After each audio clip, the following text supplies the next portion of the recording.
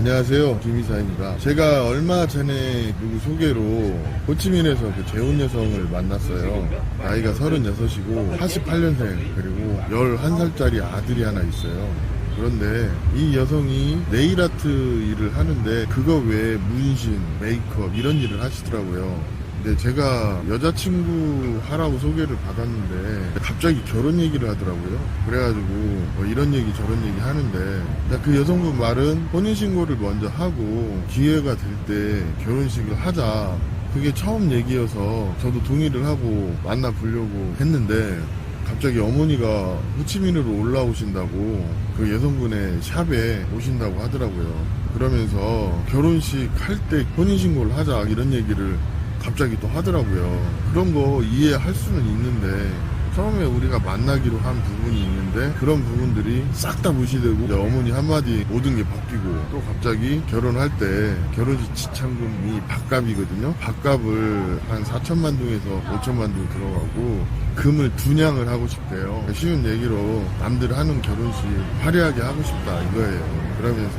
당신의 사정이 좋지 못하다면 작게 해도 괜찮다 이런 식으로 얘기를 하더라고요. 근데 그 말이 절대 작게 하고 싶다 얘기가 아니고 자기 체면 추리를 하기 위해서 그렇게 할 수도 있다는 얘기를 하더라고요. 그래서 제가 갑자기 생각해보니까 기분이 안 좋더라고요. 그래서 한 말이 뭐냐, 너는 지금 나한테 불공정한 결혼을 강요하고 있다. 제가 그랬어요. 이게 베트남 여성한테 어떤 그 확고한 그 의견을 전달을 하려면 단어가 좀 선택이 한국말처럼 부드럽게 할 수가 없어요. 그래서 원래는 불평등한, 왜 나의 의사가 반영되지 않은 그런 결혼을 얘기를 하는 것 자체가 잘못된 거 아니냐, 뭐 우리가 서로 처음에 얘기했던 부분이 있는데, 그래서 그런 식의 얘기를 좀 했어요. 그랬더니 그렇게 좀 티격태격했죠. 그래가지고 이거 문자로 해서 될 일이 아닌 것 같아서 만나서 얘기하자. 그랬더니 자기는 싸우기가 싫대요. 그래서 우리 표현으로 싸우더라도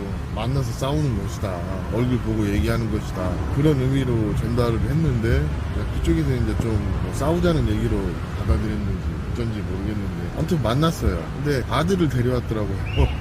그러면 아들을 데려오면 싸울 수가 없잖아요. 얘기를 할 수가 없고, 아기도 아무리 베트남 사람이지만 표정으로 아는 것이 있고 그러는 건데, 그래서 그냥 밥 먹고 차 한잔 마시고 헤어졌어요.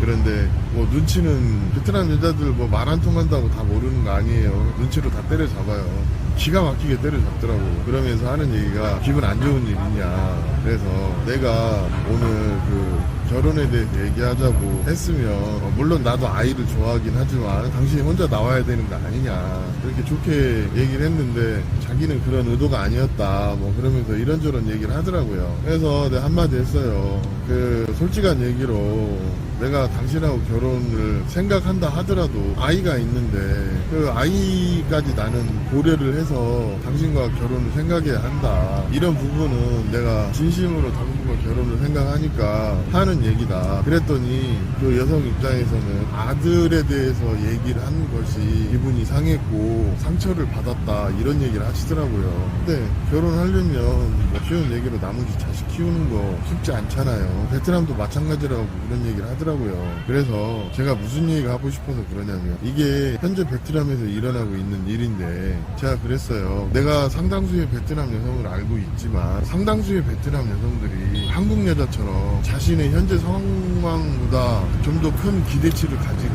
결혼을 하려고 한다. 물론 한국 남자 만나니까 어느 정도 기대치 갖는 거는 맞는데 그렇지 않은 여자들도 많이 있거든요.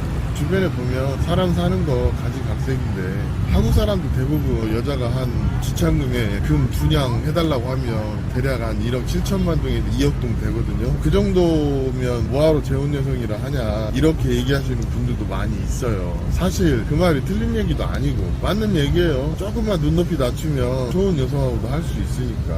그런데 하나는 확실한 게요, 결혼이라는 거는 부부가 생각하는 균형이 중요한 거지 내가 생각하는 균형이 불평등하다고 생각하면 아무리 오래 살고 싶어도 못 사는 거예요. 이 만족이라는 걸 알아야 된다는 거죠. 사실 그렇습니다. 이 만족이라는 부분이 여자가 남자를 만족하는 부분은 안정적인 결혼 생활을 할 수 있는 기본 조건이 갖춰진 사람 그 정도는 원하는데 요즘 트렌드로 보면 남자가 돈이 많아도 느낌이 안 좋거나 외모가 너무 딸리거나 그러면 여자들이 그냥 거절해요. 사실입니다. 요즘에 그런 분위기가 있다 보니까 그 여성들하고 얘기하면서 당신은 키도 크고 나이에 비해서 그래도 좀 젊어 보이고 좋다 그런 얘기 하면서 자기 실속 차릴 거를 다 차리는 거 보니까 그 호치민에 있는 친구가 했던 말이 생각이 나요. 제 친구가 이런 말을 했는데 베트남 호치민에서 서부 여자라고 하는 거는 기엔양, 박리우, 까마우, 런터, 하우양 뭐 이런 거 다 합쳐가지고 하는 얘기예요. 그러니까 이런 지역에 있는 여성들은 돈만 좀 있으면 결혼이 가능하다는 베트남 사람끼리 하는 말도 있습니다. 이렇기 때문에 이런 거를 좀 알고 계시라는 얘기를 얘기해드리는 거고 이런 부분들이 국제 결혼에서는 더 불거지는 것 같아요. 왜냐면 외국인과 결혼이 아무래도 평범한 결혼은 아니잖아요. 베트남 사람 입장에서. 우리도 예를 들어서 한국에서 우리 가족 중에 누군가가 외국 남자나 외국 여자나 이런 사람들하고 결혼한다고 하면 아마 저도 걱정을 했을 것 같아요. 네. 저 같은 경우는 베트남에 8년을 다니고 있는데도 그런 부분이 좀 극복은 안 되더라고요. 베트남의 문화는 이해는 하는데 잘 극복은 안 되는 것 같아요. 현실이 그래요. 보면 한국 사람들 베트남 문화 좀 아는 사람들도 그냥 쉬운 얘기로 아니 그 사귀는데 부모님한테 허락 받는 것도 그렇고 사귀려고 갔는데 뭐 결혼 얘기 나오는 것도 그렇고 결혼할 때 한 2억 동 달라고 하는 것도 그렇고 이런 것들이 우리 문화하고는 좀 다르고 또 어떤 분들은 자기가 전통 결혼해서 베트남 여성과 살고 있음에도 불구하고 한 여자가 2억 동 달라고 하면 바로 미쳤네 이 말이 나와요. 그래서 저는 그랬어요. 솔직히 나 돈 2억 동이 없다. 나중에는 2억 동이 있을지 모르겠는데 지금은 2억 동이 없어서 결혼식을 위한 결혼은 할 수가 없다. 2억 동이 전제 조건이라 한다면 나는 결혼할 수 없다.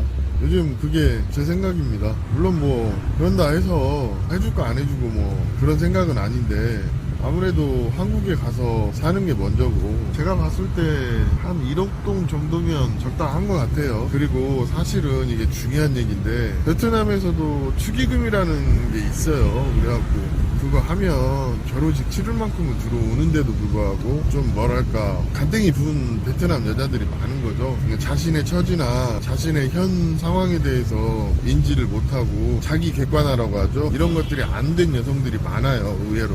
그러니까 아무래도 외국 남자하고 결혼하려고 하겠죠. 그런 게 좀 있습니다. 그렇기 때문에 처음 만날 때 잘 몰라요. 사귀다 보면 우리 임치녀라고 하잖아요. 그런 것처럼 여기도 쌀국수녀가 있는데 그런 여자는 아무리 예뻐도 그냥 눈 딱 감고 평생 하셔야 됩니다. 어떻게 보면 화려한 결혼식을 위한 결혼이 되어버리는 경우도 많아요. 그게 뭐냐면 본인이 좀 능력이 있어갖고 그런 결혼식을 한다고 하면 이해가 되는데 너 나랑 결혼하려면 이 정도는 나한테 해줘야 돼. 이런 분위기. 현실이 일하다 보니까 이게 어떻게 보면 참 알면서도 좀 그런 게 있어요. 참 현실이 암울합니다. 저도 뭐 당장 현실로 느끼는 건데요.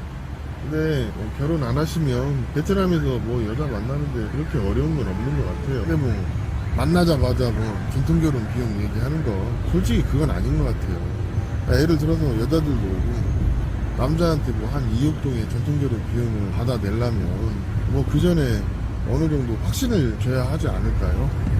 그런데 서로 간의 노력이나 어떤 신뢰를 쌓는 과정이 없이 그렇게 하면 솔직히 한국 남자 중에 몇이나 그냥 덥석 뭐 까짓 거 그렇게 하자 그렇게 하겠습니까? 제가 느끼는 게 그래요. 여기서 참 아쉬운 건데 현실이 그렇습니다. 그러다 보니까 좀 결혼이라는 거를 굳이 꼭 해야 하나 이런 생각도 들고 근데 결혼하면 좋은 점도 많이 있거든요. 특히 나이 먹은 사람들은 혼자 사는 거하고 둘이 사는 거하고 삶의 퀄리티가 진짜 많이 달라요. 그러다 보니까 잘 생각해야 하는 부분이 있어요. 요즘 시세 얘기해드리면 보통 한 1억 동 사이에서 2억 동 사이 정도는 되는 것 같고 너무 전통결혼 비용을 적게 주면 저같이 빚을 지는 경우도 있어요.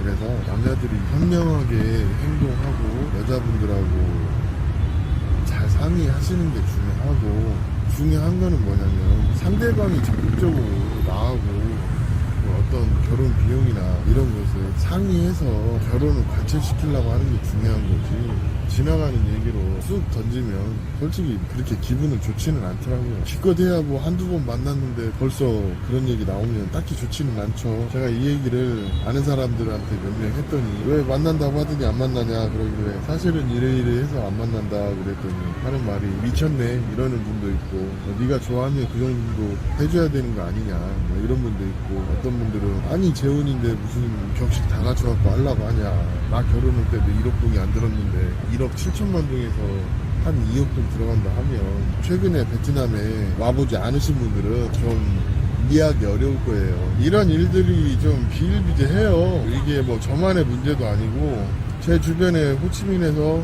여자친구를 만나거나 결혼을 준비 중인 교민들도 좀 있거든요. 이런 분들이 저에게도 그런 말을 많이 물어봐요. 제가 서류를 해주다 보니까 그런 서류 금액도 물어보면서 이런 얘기를 하시는데 뭐 남 얘기 같지도 않고 그냥 제가 지금 요즘 겪고 있는 일이라 여러분들도 베트남 여자들이 이런 생각을 하고 있으니까 이런 트렌드에 대해서 좀 이해를 하시라는 측면에서 얘기를 해드리는 거고 뭐 자기 선택이에요. 어떤 여성들은 진짜 남자가 좋아서 결혼하는 때 결혼식도 좀 그러면 우리 서로 걸어서 결혼하자 이런 커플들도 있고 이러는 마당에 그냥 만난 지 이틀밖에 안 됐는데 뭐 결혼 얘기 나오고 결혼식 할 때 혼인신고 하자는 분 이런 얘기 하는 게 가히 기분이 좋지는 않죠. 내용을 알면 못 믿어보니까 그 조건이 충족되는 결혼을 시켜주면 너랑 결혼하겠다 돌려서 말하는 건데 기분이 좋을까요? 사실 그런 게 좀 있어요. 아무튼 이런 부분이 현실에서 많이 와닿는 부분입니다. 이런 거 그냥 제가 경험 삼아 얘기해드리는 거고 좀 도움이 되셨으면 합니다. 이상입니다.